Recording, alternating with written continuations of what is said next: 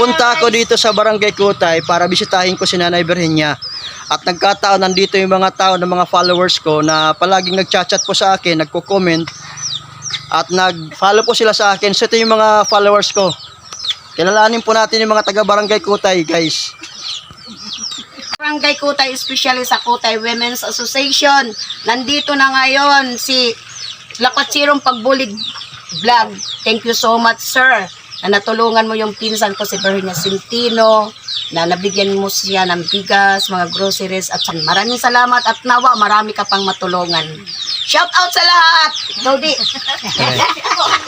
Kanay, Salamat gihapkan. Ano?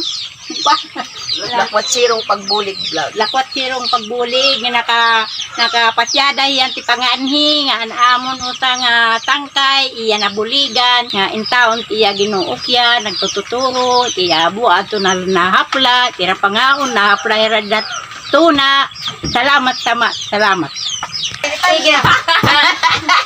Hello, shoutout sa mga taga-Kutay. Thank you kuya nga kumanhigaamon para buligan himabinyang. Siyempre, nagpapasalamat gyud kami para gyapay ay aniya balay guban na. Waray man ibang nabulig. Salamat nga nakaniga. Thank you so much. yeah.